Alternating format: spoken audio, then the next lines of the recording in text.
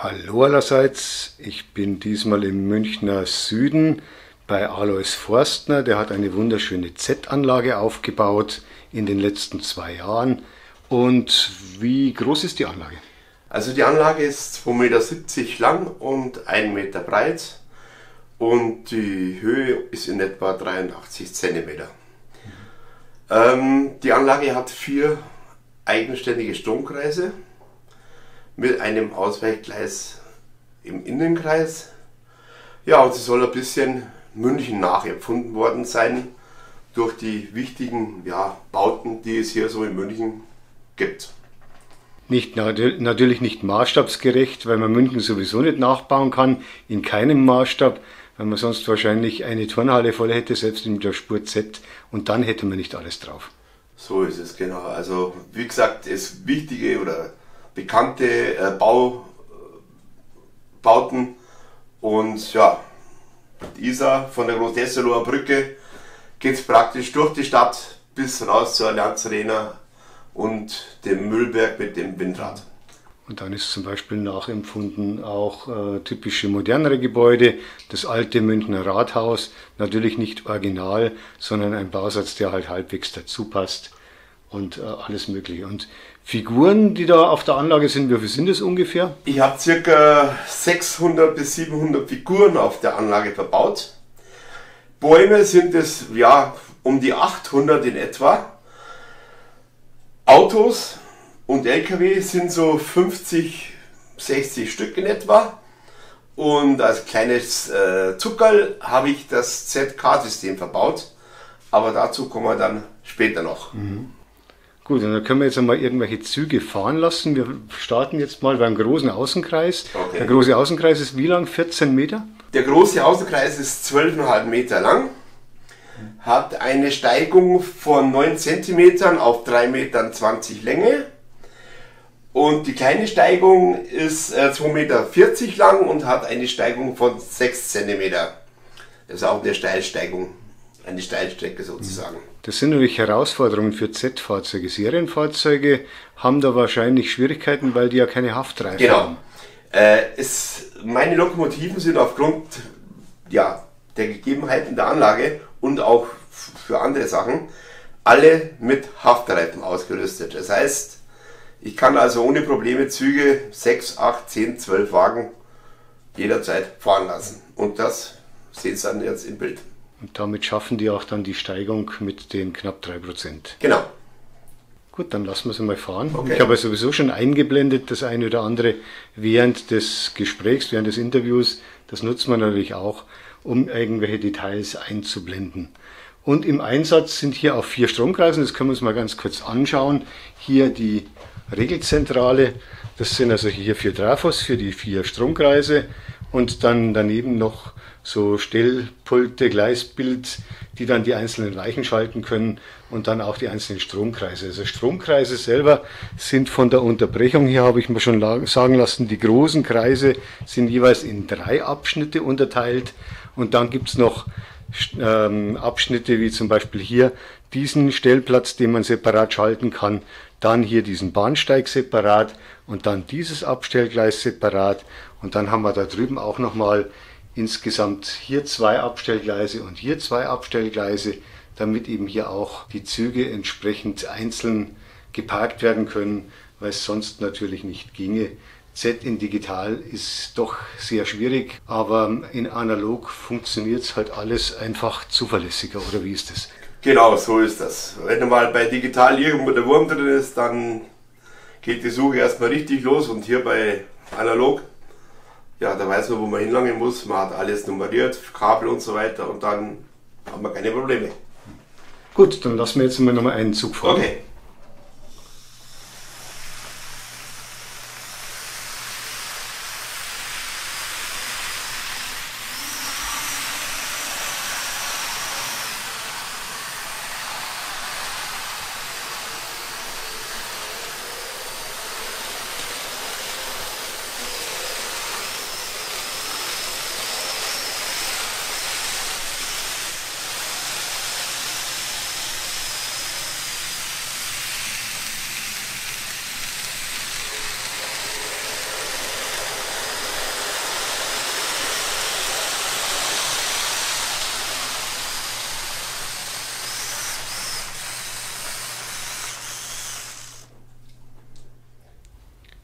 Als nächstes schauen wir uns jetzt im Innenkreis oder in den 2 Innenkreisen, die ungefähr 6 Meter insgesamt als Strecke für jeden Kreis haben, mal einen Zug mit einer V200 an. Da gibt es keine Steigung, da ist es also etwas einfacher mit dem Fahren.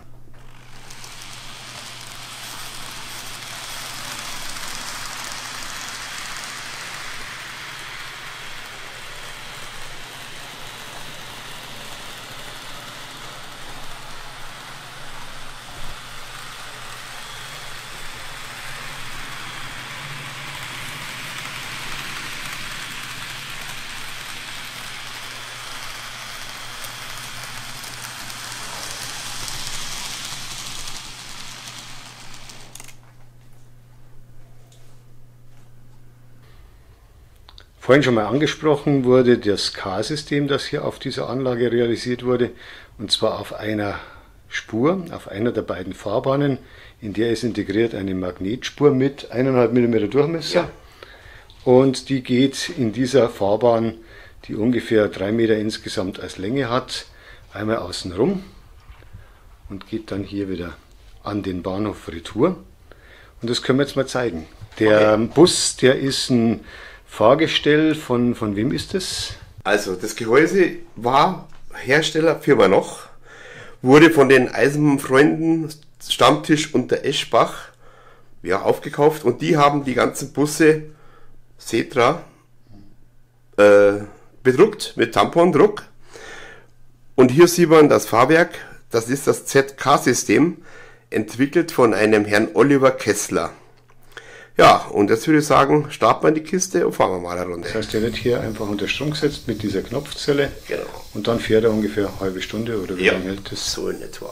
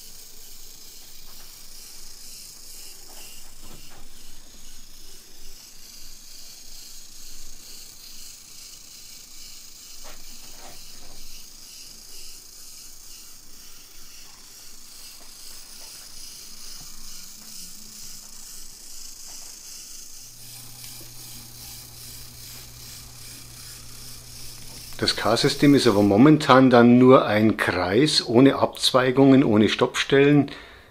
Kommt das irgendwann einmal? Ja, wenn ich mal viel Zeit, Lust habe, ist es ja kompatibel mit den Stoppstellenweichen vom Faller K-System.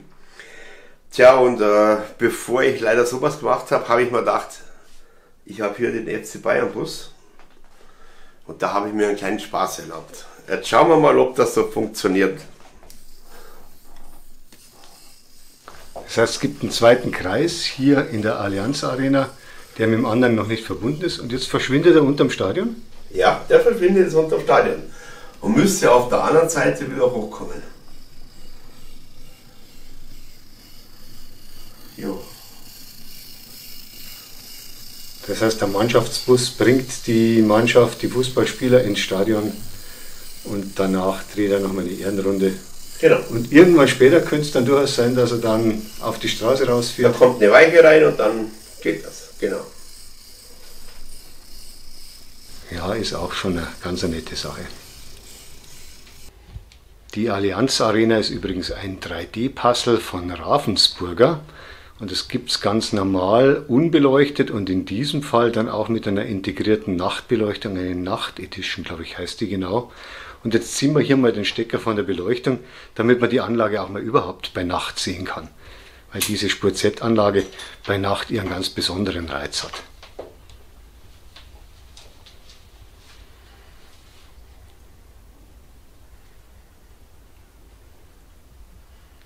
Dann natürlich mit den Lichtverhältnissen jetzt etwas schwierig mit der Kamera, aber ich hoffe, es kommt trotzdem einigermaßen gut rüber.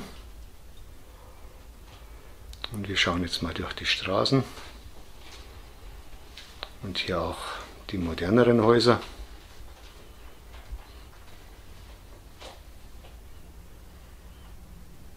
Hier drüben sieht man die große Siloer Brücke beleuchtet. Von den Gleisen sieht man natürlich jetzt gar nichts. Aber jetzt auch nochmal ein Blick auf den Bahnsteig bei Nacht, nur mit der Beleuchtung der Anlage. Das hat schon auch seinen Reiz.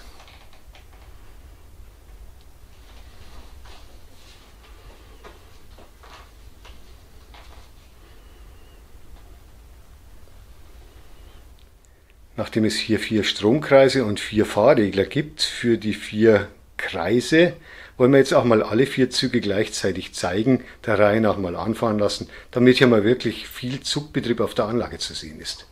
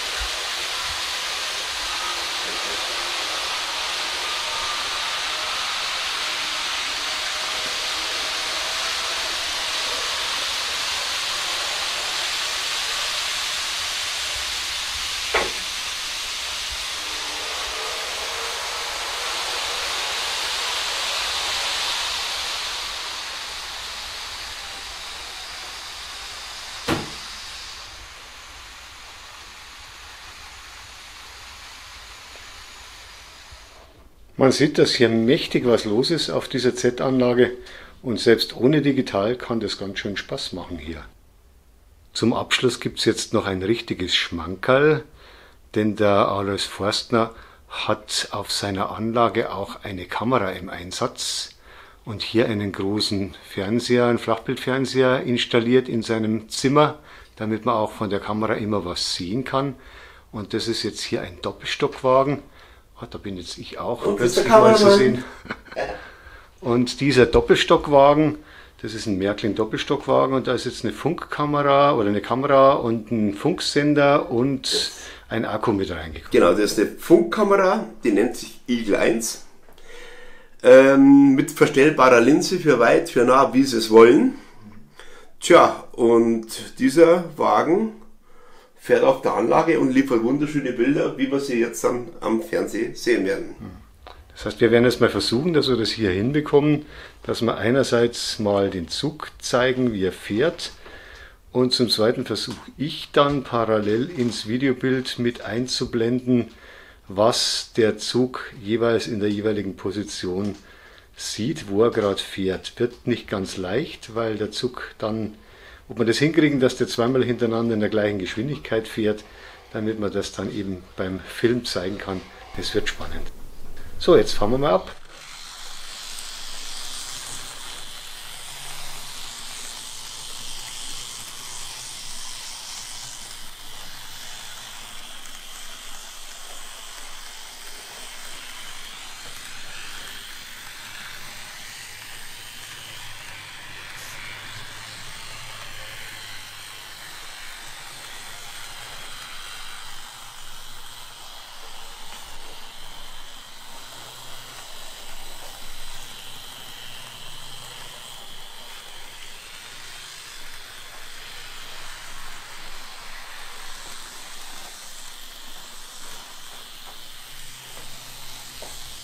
Nach der Videokamerafahrt in einem der beiden inneren Kreise gibt es jetzt noch eine Fahrt auf einem der äußeren Kreise. Dazu ist dieses erste Gleis schon mal freigeräumt worden.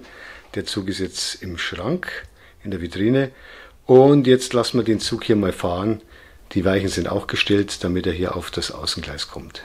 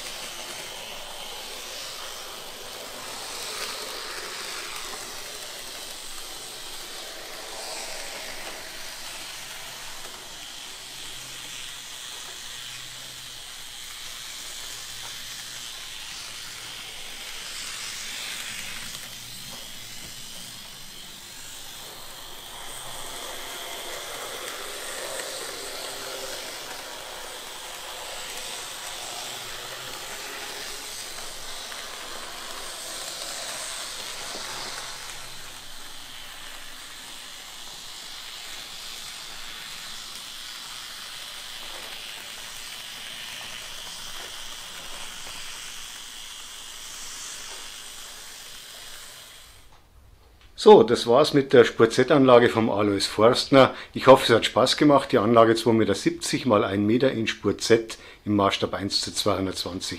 Es hat mich gefreut, dass Sie auf meinem YouTube-Kanal vorbeigeschaut haben, und ich bedanke mich beim Alois Forstner für seine Erklärungen und für die Zeit, die er sich genommen hat für mich. Ja, ich sage auch Dankeschön. Ich hoffe, es hat gefallen, ein bisschen Spaß gemacht, waren Anregungen dabei, und vielleicht sieht man sich mal wieder auf einer der nächsten Ausstellungen, zum Beispiel für Lassing oder München demnächst.